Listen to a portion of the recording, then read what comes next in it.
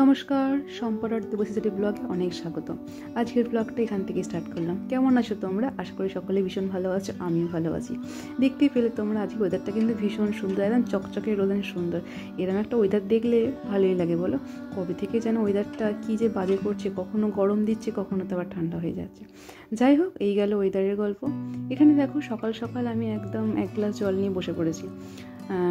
এই এক গ্লাস জল আর সকালবেলাটাইতে আমি রেগুলার না হলেও মাঝে মাঝে খেয়েই থাকি। এক গ্লাস জল আর এক চামচ আখি গুড় দিয়ে এটা খেয়ে নিই। জানো, খুব ভালো, খুবই ভালো কাজ দেয়। কখনো মাঝে পেটটা ডিস্টার্ব করলে ভীষণভাবে, পেটটা যদি ডিস্টার্ব করে এটা যদি আমি খেয়ে নিই, খুব ভালো কাজ দেয়। শীতকালে তো খেয়েই থাকি, আর গরমকালেও খাই, ভালো এটা খাওয়াটা। তারপর চলো, এই যে প্রথমেই আর সেদিন ছিল রবিবারের ব্লগ, এইটা হলো। আর এই রবিবারের ব্লগটা প্রথমে সকালে আমি এক গ্লাস জল খেয়ে নিয়েছিলাম। জানি সারা এই সপ্তাহের এই দিনগুলো ভীষণ ব্যস্ততার দিন, প্রচুর কাজ থাকে। তারপর উঠে যাবে বিহান, রান্না বান্না সব থাকে। চলো দেখি বিহানের গল্প কি।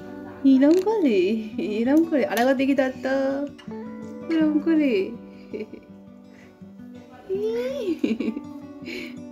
কি করে, কেমন করে ব্রাশ করো? ওইখানে ব্রাশ করো?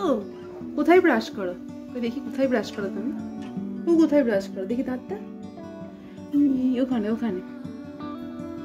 কোথায়? দেখি দাঁত, দেখি দাঁতটা দেখি আরেকবার। ব্যস্ত এবার। তারপরে দেখো চলেছে সোজা এখানে রান্নাঘরে। বিয়ানকে তোমরা দেখলেই কি অবস্থা। ওকে না এখন না অল্প অল্প যেন আমি হাত দিয়ে একটু ছোটো ছোটো দাঁতগুলো একটু ঘষে দিই। সব রকমই তো খাবার খাই, তাই না বলো? তো একটু ঘষে দিই, সেটাই ও তোমাদের দেখাচ্ছিল আয়নার মধ্যে। চলো, এখানে আমি অল্প একটু করে সব মশলাগুলো মাখিয়ে নিলাম। মানে যা যা মশলা আমার মাংসতে লাগবে তার অর্ধেকটা আমি এখানে প্রথমে ম্যারিনেট করে নিলাম মাংসের সাথে।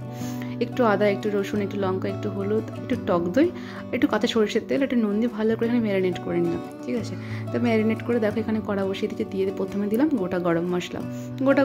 মানে ওই তো যা আজ থাকে, একটু জিরে, এলাচ, দারচিনি, লবঙ্গ আর তেজপাতা দিয়ে ওটা ভালো করে নেড়ে চেড়ে নিয়ে একটু পেঁয়াজ দিয়ে দিলাম। এবার তোমাদের যেটা বললাম যে মাংসের মানে আমার ধরো এখানে আছে 1 কেজি মাংস। 1 কেজি মাংসই যে মশলাটা লাগবে তার অর্ধেকটা মশলা আমি প্রথমে মাংসতে মাখিয়ে নিয়েছি, হাফটা ম্যারিনেট করে নিয়েছি। এবার বাকি মশলাটা আমি এখানে দিয়ে দেবো। দেখো এখানে পেঁয়াজের সঙ্গে এই যা যা ছিল, বাকি যেগুলো ছিল একটু জল দিয়ে ভালো করে দিয়ে এখানে আমি দিয়ে দেবো। এই যে দেখো জল দিয়ে দিয়েছি, দিয়ে বাকিটার মধ্যে আমি দিয়ে দেবো। দিয়ে এটা ভালো করে একটু কষিয়ে নেব। আর জানো, আমি যখন থেকে উনি রান্না শিখেছি বলতে পারো, সবার থেকে আমি এটাই শুনেছি যে তেল কম দিয়ে রান্না করো বা বেশি দিয়ে রান্না করো না, বা যে রান্নাই হোক না কেন, ভালো করে কষিয়ে করলে নাকি ভালো হয়। তো সেইটা আমি সবসময় চেষ্টা করি করার। ঠিক আছে, আর জানো, আমার এই রান্না করার সময় যদি কড়ার মধ্যে চারিদিকে ওই মাখামাখি হয়ে যায়, এটা ঠিক ভালো লাগে না। তো চেষ্টা করি যে কড়ার গায়ে বেশি না মাখামাখি হয়ে যায়, বেশ রান্নাটুকুর মধ্যে রাখার চেষ্টা করি। তো চলো, এখানে মোটামুটি মশলাটা কষিয়ে নিয়েছি। এবার আমি মাংসটা দিয়ে দেবো এখানে, আর দিয়ে ওই গামলার মধ্যে যেটুকু জলটা ছিল ওই গামলার যে বাকি যে মশলা লেগেছিল তার মধ্যে একটু জল দিয়ে ওইতে দিয়ে দিয়েছিলাম, দিয়ে ভালো করে নেড়ে চেড়ে নিয়েছিলাম। আর এটা কি দিলাম জানো?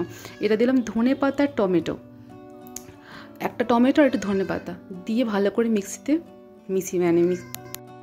মিক্সিতে পেস্ট করে নিয়েছিলাম, নিয়ে দিয়ে দিলাম। দিয়ে এটা আবারও ভালো করে আমি ভীষণভাবে কষাবো ভালো। এইটা এইদিকে হোক, চলো আমরা দেখি এবার ওইদিকে গল্প কি। আমি মাংসটা এখানে বারবার ঢাকা দিয়ে ভালো করে কষিয়ে নেবো। আর এই যে মেটেটা দেখলে, মাংসের মেটেটা আমি আগে থেকে তুলে রেখে দিয়েছিলাম, আর আলুগুলো ভেজে রেখে দিয়েছিলাম আগে থেকে। মাংসের মেটে নাকি দিলে, বা আমিও দিয়ে দেখেছি জানো তো, যে বড্ড ধরে যায়, আর মাংসের মেটে সিদ্ধ হতে বেশি টাইম লাগে না। তো ওই জন্য আমি এটা লাস্টেই দিই, যখন আলু দিই তখন দিই। ঠিক আছে, আর এবার আজকে আমি মাংসটা কিন্তু বানাবো কুকারে। তোমরা তো ভাবতে পারো মুরগির মাংস তো এমনিই সিদ্ধ হয়ে যায়, বাট না, কুকারের একটা অন্যরকম স্বাদ আনে, যে তার ভাবটা থাকে না। এটাই প্রথমে ভাবতাম কুকারে আবার দেয় না, কিন্তু কষতে কষতেই সিদ্ধ হয়ে যায়। কিন্তু না, আমি আবার বাড়িতে ট্রাই করেছিলাম, তো সত্যি কুকারে একটা অন্যরকম স্বাদ আনে, সত্যি সত্যি। কারণ তার ভাবটা, তার যে কুকারে যে নিজস্ব একটা ভাব রয়ে যায় না, দেখো কড়াতে যত চাপা দাও ঠিক ভাব বেরিয়ে যায়, কিন্তু কুকারে সেটা হয় না। তো কুকারের একটা অন্য রকম স্বাদ। তোমরা কখনো এইভাবে মাংসটা বানিয়ে দেখবে, সত্যি সত্যি খুব টেস্টি হয় জানো। আর ওই যে আমি দেখো এখানে তো পাতলা ঝোলটা বানাবো, কারণ আমার বাড়িতে অনেকগুলো মেম্বার থেকে আমাকে ঝোলটাই করতে হয়, আর ঝোলটা খেতে এইভাবে ঝোল করলে ভীষণ টেস্টি খেতে হয়। ঠিক আছে। আর চলো আজকে তোমাদের আমি দেখাবো কি বলো তো, এটা এখানে বসিয়ে দিয়ে দেখাতে যাবো। সেদিন যে কিনেছিলাম না, বললাম মশারি নাইটি যেগুলো কিনেছিলাম তোমাদের দেখানো হয়নি, চলো চট করে ওগুলো গিয়ে দেখে নিই। এদিকে এটা হোক। এই দেখো চলে এসেছি এখানে। এই যে মশারিটা সেদিন আমরা কিনেছিলাম, কি ভালো জানো, আমরা তো অলরেডি ইউজ করে এসেছি।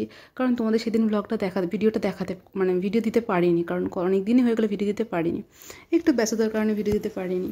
এই মশারিটা অলরেডি আমি ইউজও করলাম, কি ভালো কি সুন্দর হাওয়া ঢোকে জানো। আর আগের যে মশারিটা ছিল একটু এই যে গরমকাল আসছে মানে কী যে রাগারাগি আমার বরের সাথে আমার এবার হবে না, ওই যে ওর মশারিতে হাওয়া ঢুকছে না, আমি বললো ছেলের জন্য মশারি খাটাও, এই হলো আমাদের দুজনের রাগারাগি। তো ওই জন্যই মশারিটা কিনে আনা হয়েছিল। সত্যি ভীষণ ভালো, একটুকু মনেই হবে না যে মশারির ভেতরে শুয়ে আছি, যেমন হাওয়া তেমনই ঢুকছে।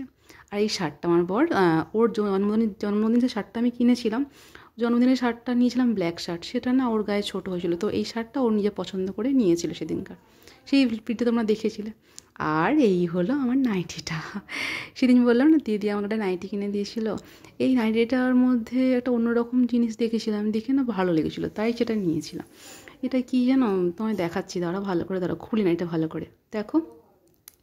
কালারটা এখানে ফেড দেখাচ্ছে, আমি বারবার লাইটগুলো জ্বালাচ্ছিলাম, জানালা খুলছিলাম, বাট প্রপার কালারটা দাঁড়াও দেখাচ্ছি। এই হলো অ্যাকচুয়ালি কালারটা নাইটির। ভালো লাগছে বেশ বলো নাইটিটা। আর আমরা যাবো এক জায়গায় বেড়াতে, ওই জন্যই না আর এইগুলো কিনেছি। এই যে হাতাটা দেখো, এই হাতাটা একটু অন্যরকম লাগলো দেখে, ওই জন্য না নিয়ে নিয়েছিলাম নাইটিটা। এই দেখো এবারে চলে এসেছি মাংসর কালারটা দেখছো কেমন এসেছে, একদম পুরো মনে হয় না বাঙালিয়ানা, একদম পাতলা মুরগির ঝোল। চলো এখানে রান্না করতে করতে আমি না একটু মানে কী বলো টায়ার্ড হয়ে গেছিলাম, ক্লান্ত হয়ে গেছিলাম, বসে পড়েছিলাম। আর ওইদিকে ঘড়িতে দেখছি 1টা বাজে, আমার এখনও স্নান হয়নি। বিহানের ওইদিকে স্নান হয়ে গেছে, কখন স্নান করব, কখন খাওয়া দাওয়া হবে, কখন কি হবে, এই সব বসে বসে তোমাদের ফোনটা হাতে নিয়ে করছি। এই দেখো 1টা বাজে। চলো এবার আজকের মেনু কি তোমাদের দেখাবো আমি। আজকের মেনু ছিল মুরগির ঝোল, মাংসের ঝোল, নোটে শাকের চচ্চড়ি, আর এইটাই। আর এটা ছিল হচ্ছে রবিবারের নয়, এটা ছিল সোমবারের রাতের এটা মেনু, ঠিক আছে।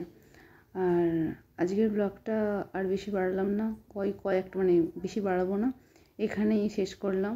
তোমাদের কেমন লাগলো অবশ্যই আমাকে কমেন্ট বক্সে জানিও।